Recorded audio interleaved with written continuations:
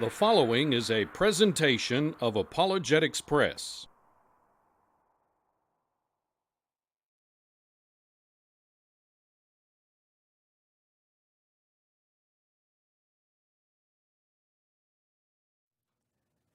In this session, we're going to be talking about ambiguous arguments that are often used to promote the theory of evolution, as well as having some additional discussion about fossils and some other discussion on related topics. But before we get started, I want to review where we are and where we've gotten to at this point.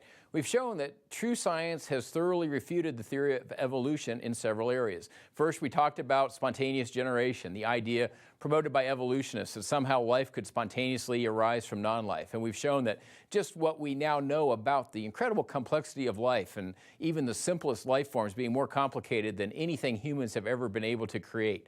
We've shown that saying that those simple life forms could somehow spontaneously form is scientifically absurd. We also looked at the idea that somehow starting with a so-called simple life form, starting with bacteria, the idea that information could be added to the genome of that bacteria, information could be added to the DNA of that bacteria to somehow turn that bacteria into a human is also scientifically absurd, and it goes against everything we've learned, everything we've observed from true operational science. Looked at vestigial organs, the idea promoted over a century ago that somehow within humans, we had these organs and structures that were evolutionary leftovers, that they no longer had any use, no longer had any function, and that because of that, that was evidence for evolution. And we've shown that it really was not evidence for evolution, it was simply evidence for scientific ignorance. As time passed, as scientific studies were performed, we learned about vital functions for all 180 of the organs and structures originally proposed to be vestigial. And so that is where we're at now. What we're going to do again in this session is continue with the discussion of the fossil record. But before continuing, I want to read Romans 1:20. For since the creation of the world, God's invisible qualities, his eternal power and divine nature have been clearly seen, being understood from what has been made, so that men are without excuse. And so as we go through these sessions, as we talk about God's creation, we need to realize that God expects us to know of his existence, to know something of him, just from the evidence that he has given us in his creation.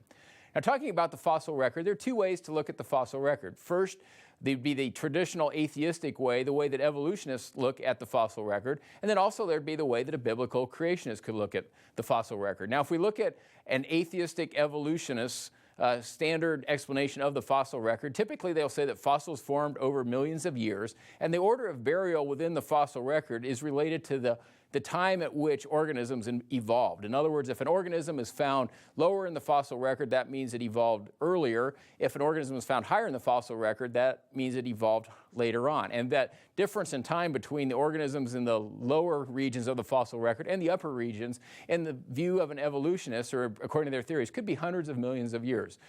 They explain the lack of transitional forms because even evolutionists will admit there are very few transitional forms in one of two ways. First, they either say that there's a lack of transitional forms because of imperfections in the fossil record. Somehow we just haven't discovered the transitional forms yet, but maybe they're out there. That explanation is starting to lose favor because, again, we have found millions of fossils. And after finding millions of fossils, the more fossils we find, the harder it is to blame anything on imperfections in the fossil record. And so another explanation that has been proposed recently, Stephen Jay Gould proposed the idea of punctuated equilibrium. What he said was the reason we don't see transitional forms in the fossil record is because evolution, contrary to the general theory, doesn't progress very consistently, very gradually. Evolution occurs in large steps. And so he calls that punctuated equilibrium, where rather than one organism gradually turning into another kind of organism, one organism almost instantaneously turns into that other kind of organism. And because that transition or that evolution happens so fast,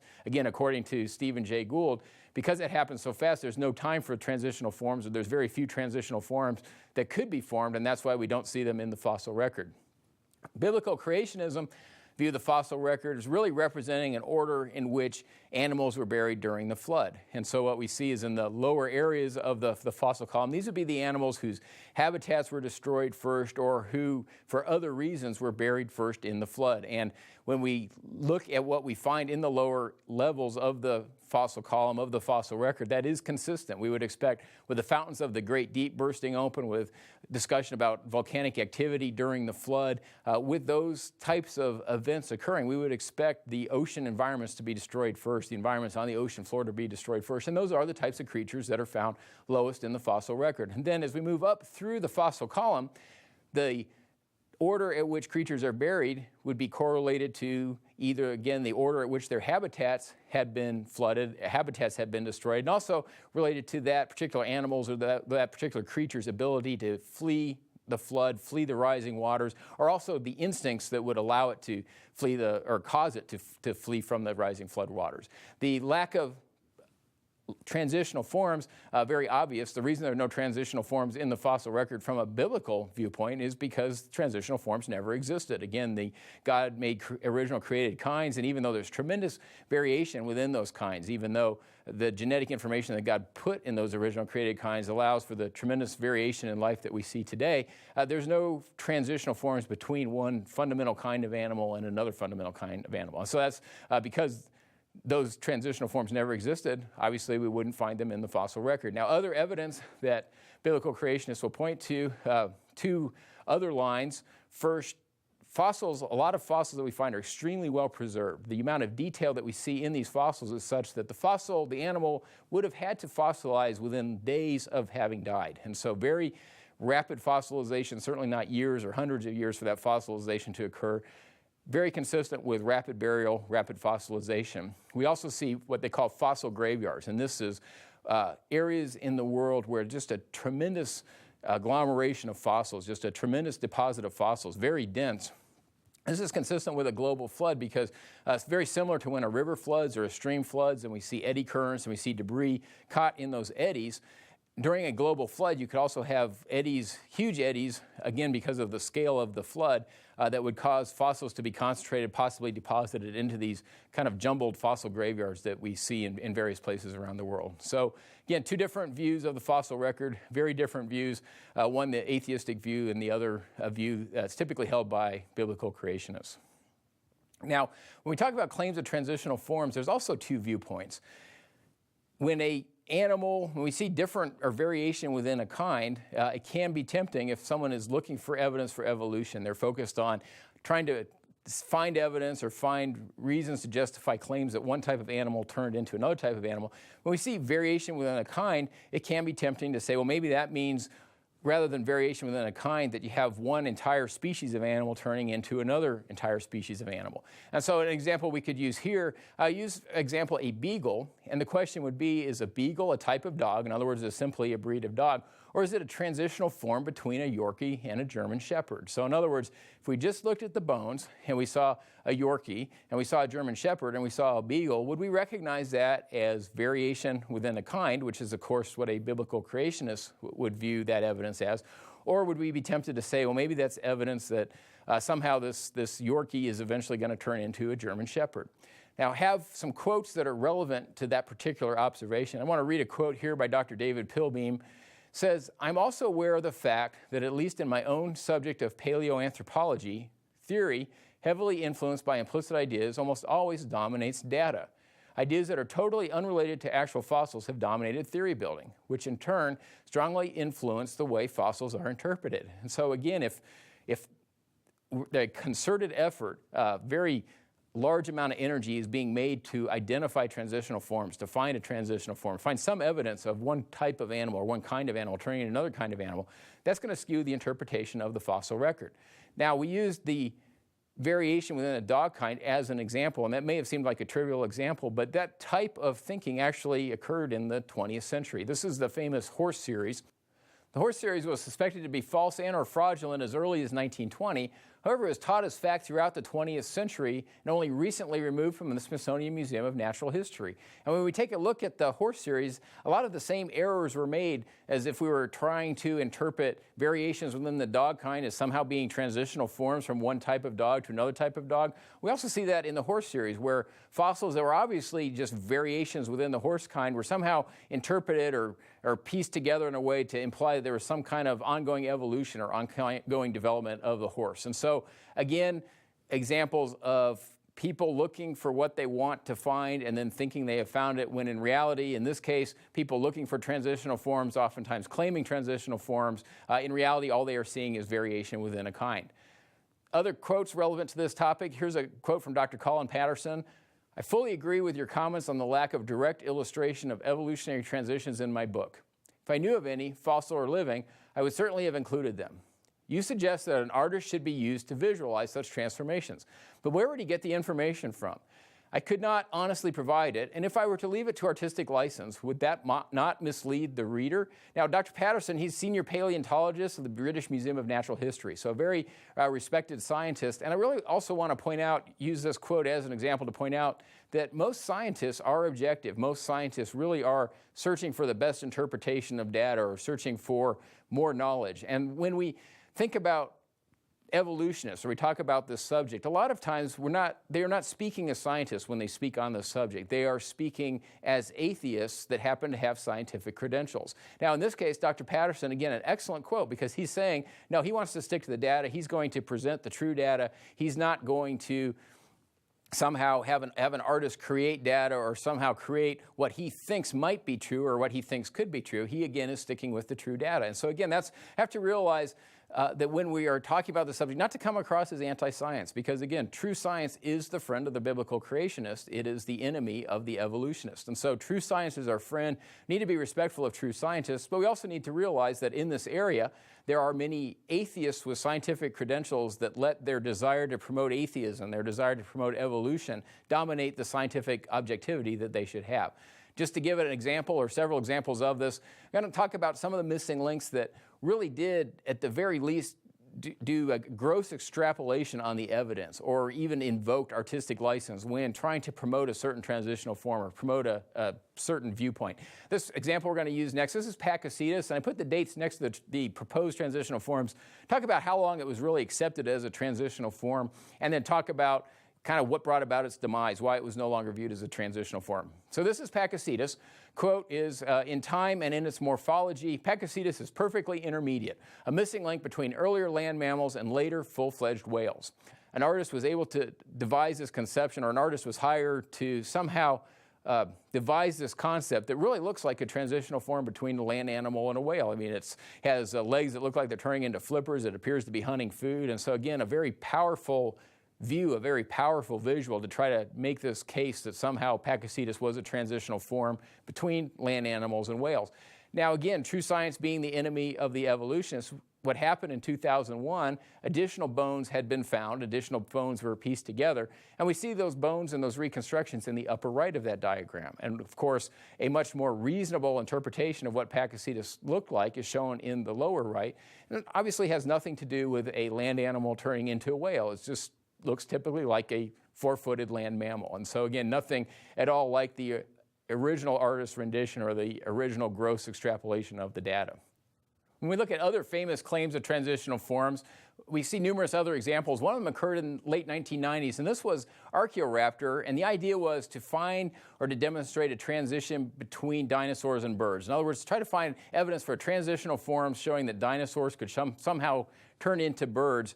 Evolutionists, of course, they have to somehow turn a bacteria into a human. And in the process of turning a bacteria into a human and also explaining how a bacteria could turn into all the other kinds of life forms that we see on Earth, in that process requires a tremendous number of transitional forms. And one that's important to evolutionists is to try to postulate a way that birds could have arisen. And a current favored theory is that somehow birds arose from dinosaurs, that somehow dinosaurs transitioned into birds.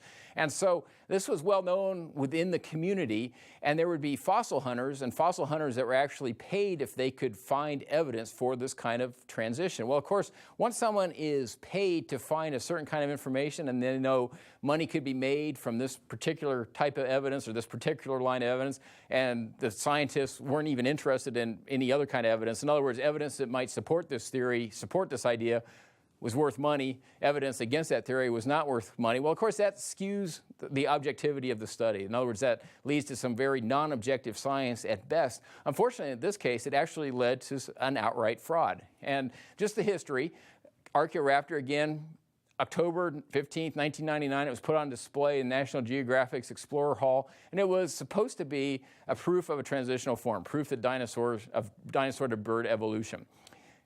Taken off display in January 21st, 2000, but in the meantime, it was viewed by 110,000 people, mostly children, and of course, again, called a missing link. Featured as a cover story of National Geographic magazine in November of 1999, titled Feathers for T-Rex, but is admitted to be a fraud in January 2000. And basically what had happened is the body and head of a bird had been combined with the tail of a dinosaur. And no evidence that the workers for National Geographic had committed the fraud, but evidence again that there was big money to be made by the people that did commit that fraud, because a similar article was published in Nature a few months earlier. Now, this particular fraud, a lot of times when a fraud or a transitional form is proposed and then someone later retracts it or says, well, we thought that was a transitional form, but it really wasn't a transitional form, a lot of times the public doesn't hear that. In other words, we'll just be bombarded on a daily or weekly or monthly basis with new transitional forms and new evidence here and new evidence there, just really trying to push this religion of evolution, just really trying to convince the public that evolution is true. When evidence becomes available, or when additional study is done and they found that, well, what was thought to be a transitional form really had nothing to do with a transitional form or nothing to do with transitions, that usually at best has a very small retraction. A lot of times it's completely ignored, and most of the time the general public will never know that what was once touted as being a major transitional form had been refuted or had been since relegated to no, just either variation within a kind or perhaps a previously undiscovered species. Well, that wasn't the case here. This was such a blatant fraud. It was so obvious what had happened to people that were willing to look at things objectively that it generated a lot of publicity. Now, this is a quote from Storrs Olson. He's a curator of birds at the National Museum of Natural History of the Smithsonian. And he said, the idea of feathered dinosaurs and the theropod origin of birds is being actively promulgated by a cadre of zealous scientists acting in concert with certain editors at Nature and National Geographic, who themselves have become outspoken and highly biased proselytizers of the faith. Truth and careful scientific weighing of evidence have been among the first casualties in their program, which is now fast becoming one of the grander scientific hoaxes of our age, the paleontological equivalent of cold fusion. And so again, very harsh letter, and he's pointing out, he's not saying that these people are incompetent or uneducated. What he's saying is that they've become so interested in promoting their faith that somehow dinosaurs turned into birds, that they're willing to really just even overlook the obvious. We saw that with the Piltdown Man, where again, obvious fraud, but it went undetected because it gave the conclusion that they desperately want to have or desperately want to find. So again, not questioning the competence of the individual involved, but a very serious question as to why such an obvious fraud would go undetected. Now, it went even further. This was a fairly widely circulated letter, but in this case, the publicity surrounding this hoax went even further. We have here is the front page article in USA Today, and there were front page articles in several major newspapers, again, talking about this claimed transitional form that turned out to be a fraud.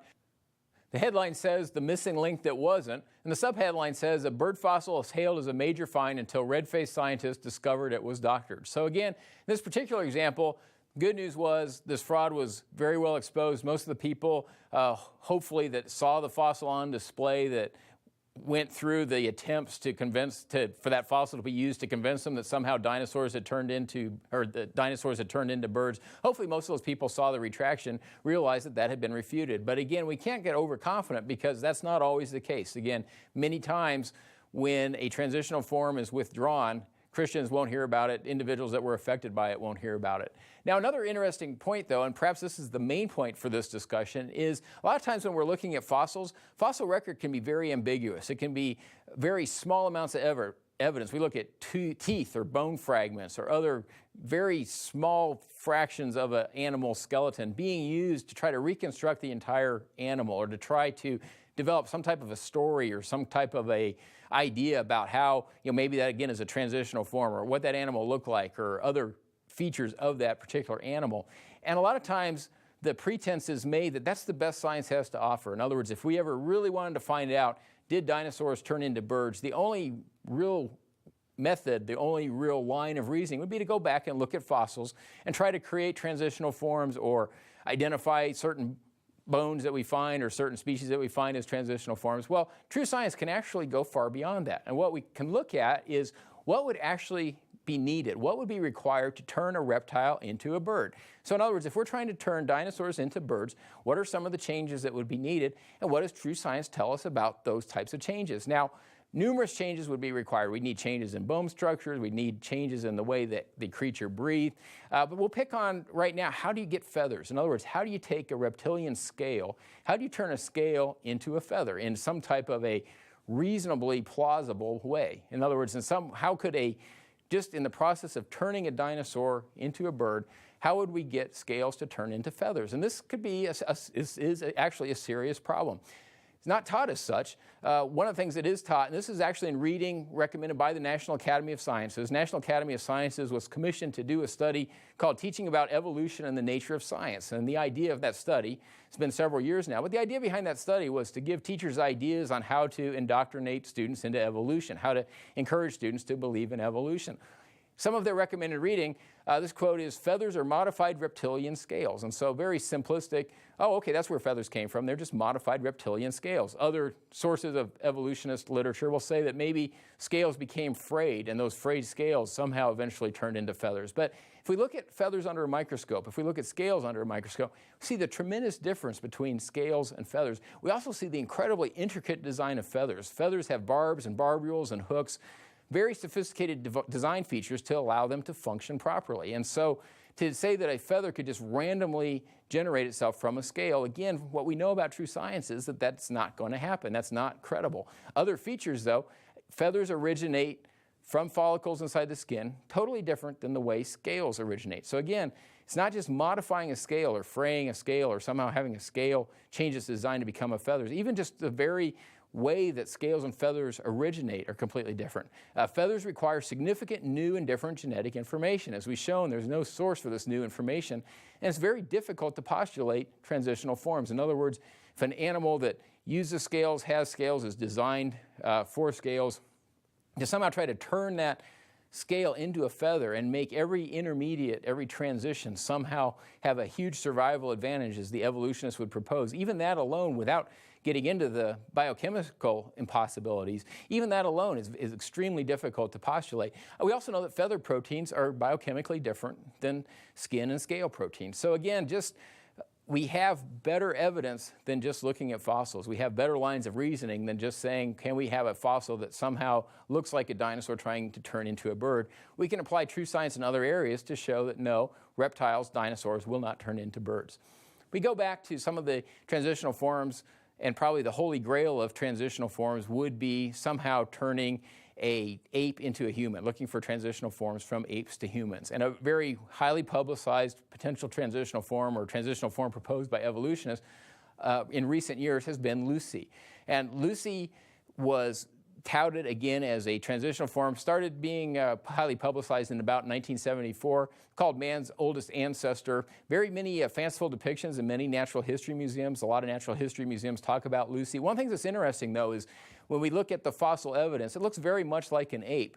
But when we look at the depictions in museums, the sculptures that are in museums, what it really looks like is that they took the body of a human, added a bunch of hair to that human's body, and then stuck the head of an ape on top of that body. And so, again, not even the depictions now that we see in many museums have nothing to do with the fossil evidence. This, again, goes back to the quote about, is it okay to use an artist's rendition or an artist's conception of what a transitional form might have looked like? When questioned, some of these museums will say, well, we could have used the real fossils, but that doesn't convey the idea that we were hoping to convey. Well, again, the point is, what they are saying is they've already believed that evolution is fact, and since they, in their minds, know that evolution is fact, even if they need to change the evidence to present that, they're willing to, just to convey that type of information, which, again, completely non-scientific, very consistent with evolution being the false religion it is. Well, let's read a few quotes related to Lucy, and this is, again, evidence that's available as of fairly recently. The hyoid bone is exactly like that of a chimpanzee. The vocalization that the creature would be capable of would be like a chimpanzee's. The organ of balance is chimp-like and not human-like. The excellent preservation of the material makes this conclusion reliable. The neck vertebrae are short and thick like a gorilla. A slender neck, as humans have, helps to keep the head stable while running. The fingers are long and curved like a chimpanzee's. These facilitate climbing ability. While this has been seen in other Australopithecine specimens, the relevance is still a matter of debate. The shoulder blades are the same as a gorilla's and not at all like a human's. The cranial capacity falls in the range of a chimpanzee's. Also, in 2007 issue of Proceedings of National Academy of Science, Allophrensis was said to not be our ancestor at all. It has a lower jawbone or mandible that closely resembles that of a gorilla, not that of a human or even a chimp. More recently, the Ida fossil was also proposed as a potential transitional form, but Ida only lasted a couple of days. And one of the possible reasons behind this is that the publicity surrounding Ida was completely over the top. Headlines were reading, world-renowned scientists reveal a revolutionary scientific find that will change everything. And a lot of build-up for at least 24 to 48 hours before any pictures or any detailed discussion of the fossil was actually made. And when the detailed pictures or presentation of the fossil was made, it was kind of a no big deal. And it was so over the top, at least the amount of publicity that was generated, that even some organizations, some media outlets that are traditionally very pro-evolution, very sympathetic to evolutionists, even they criticized the way Ida was handled, criticized a lot of the claims that were being made about Ida. Let me go ahead and read a couple of quotes there also. It says, the press releases were followed by an international press conference at the American Museum of Natural History in New York City, the publication of a book, The Link, Uncovering Our Earliest Ancestor, an ABC News exclusive, and on May 25th, a primetime television special on the History Channel. Of the avalanche of media-related promotion, Jorn Hrum, a Norwegian paleontologist involved in Ida's discovery, told the New York Times, any pop band is doing the same thing. Another quote, from the beginning, Ida's unveiling has been a master class in ballyhoo. And so again, organizations that are typically very pro-evolution were really criticizing this particular attempt to claim a missing link as just being ballyhoo, as just being kind of over-the-top publicity, similar to what you would see with a rock band. And indeed, when looking further at the evidence, we find that Ida really has nothing to do with any kind of a transition between apes and humans, and even any kind of no real significance evidence even at proposed transitions below that stage. Kind of tongue-in-cheek, but using the same logic that's used by evolutionists, how should we view a duckbill platypus? And a question could be, is the duckbill platypus a transitional form to and from everything? And the reason we could ask that question is if we look at a duckbill platypus, it has fur, milk glands, leathery egg, echolocation ability, a duckbill, webbed fish, poison spurs, and other shared features. So the question is, well, with all of these shared features, all these features from different types of animals, how did it come about? What transitioned to a duckbill platypus, is that, if that were how it came about? And does that mean it transitioned to all kinds of other different animals? Well, of course, evolutionists don't talk about duckbill platypus. They don't talk about a lot of animals that would be very hard to postulate any kind of a transitional form to that animal. And of course, in the fossil record, we see duckbill platypuses appear fully formed, nearly identical to the type of duckbill platypuses that are alive today. And so the fossil evidence, again, very consistent with duckbill platypuses being fossilized when their habitat was destroyed at that stage of the flood, but completely inconsistent with them somehow developing or evolving from a previous form of life or some previous transitional form.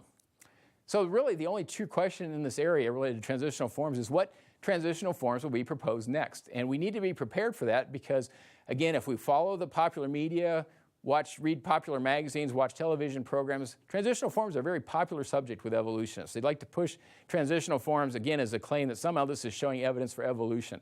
Again, when we look at transitional forms, they're much more consistent with variation in the kind. The original created kind has tremendous variability. Transitional forms, or things proposed as transitional forms, very consistent with variation within the kind, but also very consistent with sometimes with new kinds of animals or new yet undiscovered animals or species that were extinct during the flood or shortly after the flood.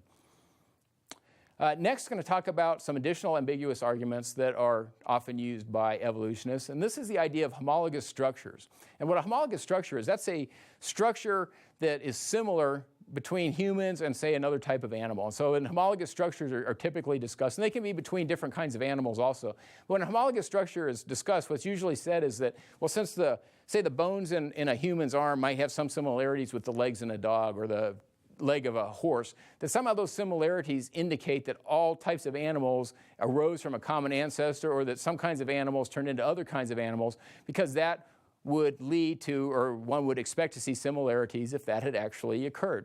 Now, read a few quotes on this particular subject. The first quote, this is from the Department of Zoology at the University of British Columbia, says, "This observation makes little sense for created objects, since a creator could mix and match features observed in any organism." And what's interesting about this quote is it really shows the religious nature of the debate, because not trying to develop a scientific logic or scientific reasoning to why similar structures, similar features would have to mean that one animal turned into another animal. They're trying to attack the Christian perspective that would say, well, these similarities exist because God created all life, which of course from a Christian perspective is very consistent, very logical, but trying to attack that. And so in their opinion, they're saying that creator could mix and match features observed in any organism, and therefore it makes little sense to have homologous structures in created objects. Well, again, that's that person's religious viewpoint. That's that person thinking what they think God should do or how God would act. But again, it's not a scientific argument. It's just a particular religious belief. Now, if we look at some of the more popular biology textbooks, some of the quotes in those, homologous structures are similar because they are modified versions of structures that occurred in a common ancestor. So very matter-of-fact statement defining homologous structures, saying that these structures are similar because they occurred in a common ancestor. Other quotes, the similarity of these early developmental forms strongly suggests that the process of development has evolved. Another quote, what other evidence is there for evolution? And we see this quote a lot. What other evidence is there for evolution? In other words, the student is encouraged, no matter what they see, to try to interpret that as being evidence for evolution. It's not encouraging objective thinking, again, encouraging the student, whatever they look at, to somehow view it as evidence for evolution. But anyway, it starts out, what other evidence is there for evolution? If later life forms evolved from earlier ones, wouldn't the later life forms have something in common with the earlier forms? Early life forms are made of cells, so are later life forms. Early life forms have DNA as part of their chromosomes, so do later life forms.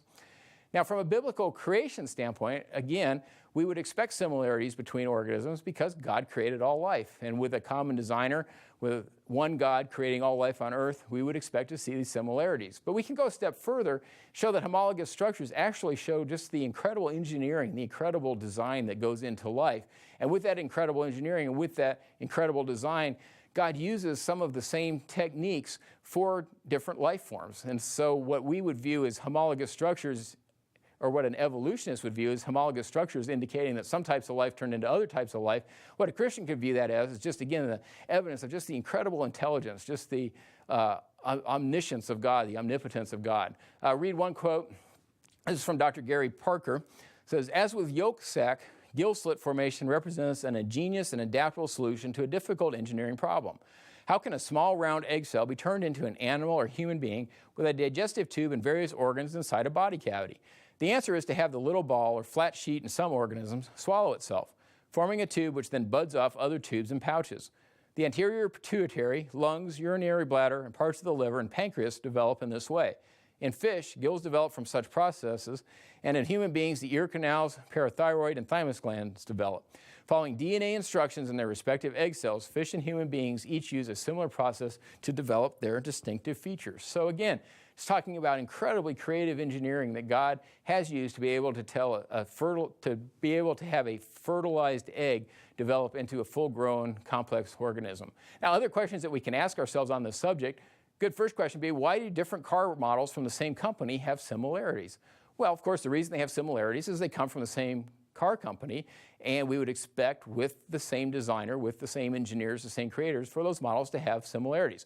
Why do paintings from the same artist have similarities? If you know a person that's very interested in art, a lot of times they could go into a museum and look at different paintings, and just from the features of the painting, just for some of the design, some of the attributes of the paintings, they could tell which artist made which paintings. Same is true for music. If someone is a music fan, again, the artist that makes the songs, the individual writing the songs, the individual singing the songs, people that are very into music can tell, given just a few notes, who wrote that song or who sung that particular song. And so again, what we see in our everyday experience is that when we see these similarities, it's because of a common designer, or because the same individual or the same company is working on what we're looking at. We see that with functions also. We could ask, why are similar parts used to perform similar functions?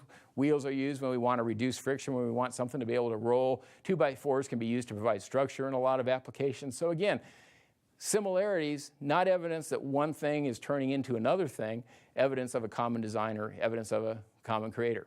So observations on this point, similarities expected if God created all life on earth. That's exactly what we would expect. But it's not unreasonable to say similarities would exist if life evolved from a common ancestor. So in other words, in this case, we know that homologous structures are very consistent with biblical creationism, but we have to admit that it also would be consistent if different types of animals turned into other types of animals. And so that's why we call this an ambiguous argument.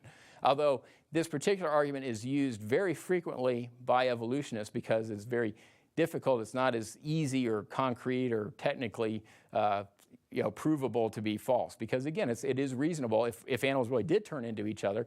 If tricycles really did turn into airplanes, then that would be one explanation why tricycles have wheels and airplanes have wheels. That certainly doesn't mean tricycles do turn into airplanes, but it would be consistent if somehow they did for them both to have wheels. Hebrews 11:6, and without faith it is impossible to please him, for he who comes to God must believe that he is, and that he is a rewarder of those who seek him. Other observations: theory of evolution is contrived such that no matter what the evidence, a superficial explanation exists, and experiments to falsify the theory cannot be devised. This in itself makes the theory non-scientific. An example here is homologous structures defined as similar structures that have a common ancestry, analogous structures defined as features of organisms that are similar but have evolved independently. So again, if we see similarities, we're told that that's evidence for evolution. If we use true science and we find that there is potentially some genetic link between two organisms, we say that, well, that obviously means that one organism turned into the other organism. But if we see evidence where there's no way those similarities could have been genetically linked, in other words, we see similarities but no way to make any kind of genetic link whatsoever, then we just claim that they evolved independently. But either way, again, we're being encouraged to view any type of evidence that we see as evidence for evolution, which again makes this theory non-scientific. I want to briefly conclude with just a few evidences, a little bit of discussion about other topics. One is the potential effects of the Genesis flood. We know that the global flood would be extremely catastrophic, and that flood would give extensive geologic changes and activities. And so the pre-flood world itself would have been very different from the post-flood world. For example, continents would have been different, mountains would have been different, rivers would have been different, climate would have been different. And we can see evidence for this. We've seen small floods, such as the floods that occurred following the Mount St. Helens eruption, but we've also seen medium-sized floods. Believe medium-sized floods were responsible for forming the channeled scablands in the northwestern United States. We've also seen evidence of what can be accomplished with large floods. Many individuals now feel that the Grand Canyon was carved by a large flood. Evolutionists have an explanation how that would happen on their time scale. Of course, biblically, we know that that could be a result of the Genesis flood. And a global flood could have even just tremendous effects. And so that's one of the effects we'll talk about will be the Ice Age. But we see other evidence associated with the global flood. We see a worldwide die-off of marine life. We see a lot of evidence for volcanic activity as implied in Genesis 7:11. Some of that evidence, for example, we see osmium in shale oil, and so this volcanic activity not only would be warming the oceans, would also allow for the fountains of the great deep, would also explain what we see with marine fossils being in the lower layers of the fossil record. Immersion of all land is talked about in Genesis 7:19 through 20 and elsewhere. Sure enough, we see marine fossils on top of mountains, very consistent there. We see fossil graveyards, example, Red Wall limestone, Green River Formation in Wyoming, Fossil Bluff in Tasmania, where again, these graveyards, just this huge agglomeration of fossils covering vast areas, but very dense fossil depositions. And we see those all over the world. Again, very consistent with a global flood. We see curved and bent strata. And these are strata, if you look in the picture in the upper left, this strata has been bent, but it's a smooth bend, and so there's no sign of any kind of cracking, and that implies that bend had to occur while the rock was still soft. If you take a piece of that rock, rub it between your fingers, it will crumble. So it's very brittle. And so the fact that we see these smooth bends indicates that, again, that those strata, and many times representing to evolutionists very long periods of time, evidence that strata had to be laid down extremely quickly, and that, again, consistent with a global flood. But we also see cross-bedding, evidence for rapid transport and burial. The cross-bedding is consistent with an underwater flow moving at a very high velocity, at least for the depths that would be required. And then, of course, the preservation of fossils, also very consistent. Rapid uplifting before certain formations had time to weather, all consistent with a global flood.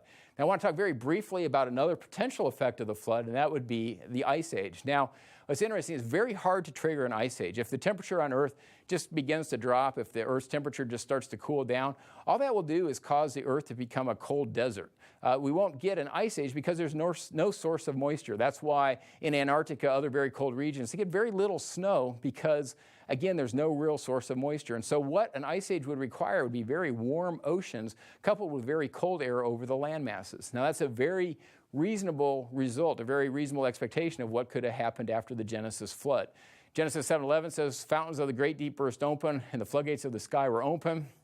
And so a biblically consistent theory associated with the Ice Age could say that superheated water and volcanic activity during the flood resulted in an increase in average ocean temperature, perhaps to as high as 85 degrees Fahrenheit. Residual volcanic ash in the atmosphere reduced sunlight. Warm water provided a moisture source for intense snowstorms over the cold land masses, leading to the Ice Age. What's interesting also is, although this is a credible model, using climate models, this would result in an Ice Age, there are no credible,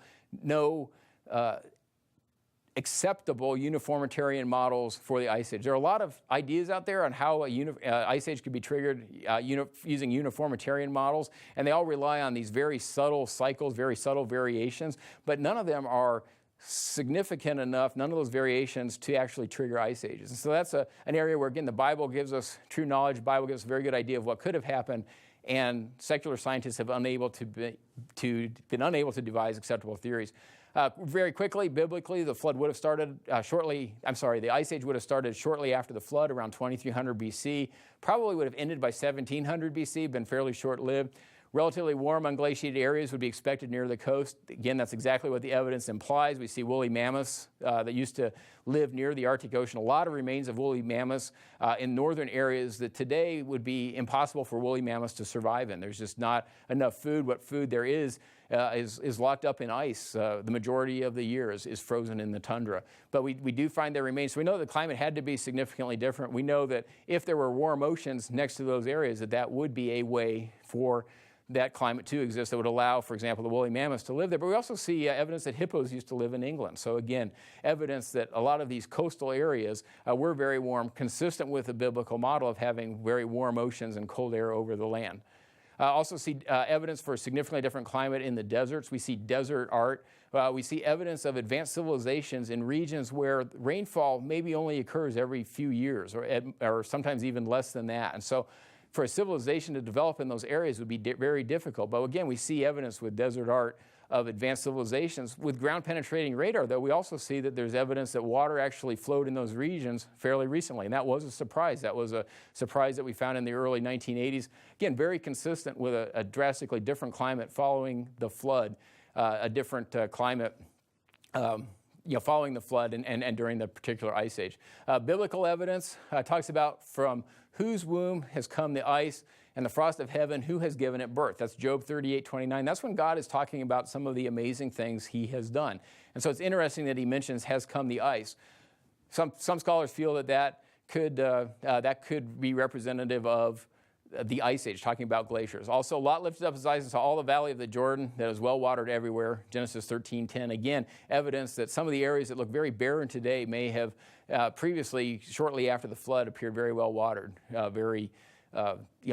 much lesser than they are today. Other effects: the ice, the water being locked up in glaciers. That water being locked up in glaciers could have reduced sea level. That could have allowed the oceans drop enough to create land bridges, allow people to disperse after the Tower of Babel, also allow animals to fill the earth as God intended after the flood had ended. And during that time, certain features such as caves would have provided an excellent source of shelter for people. And by living in those caves, though, and with a different climate, it would also have been an explanation for why we see reduced sunlight and potentially poor diet that could have caused skeletal deformities that could have led to some of the skeletons that we find today. Finally, at the end of the Ice Age, catastrophic flooding at the end of the age, responsible for many geologic features. Freezing of northern oceans resulted in much colder temperatures and extinction of many species. So again, just talking a little bit about potential effects of the flood, potential effects of the Ice Age. A lot more discussion that we could have. Could ask questions such as how much technology did Noah's world have? Again, Noah could have had tremendous technology. It had been over 1,650 years from creation to the flood. It's a common language worldwide, and the brains of people then were much closer to perfect as originally created by God. And again, numerous other questions that could be asked. But we need to wrap up this session, and we'll continue in the next session with discussions related to age. This has been a presentation of Apologetics Press, an organization dedicated to the defense of New Testament Christianity. Visit us on the web at apologeticspress.org or call 800-234-8558.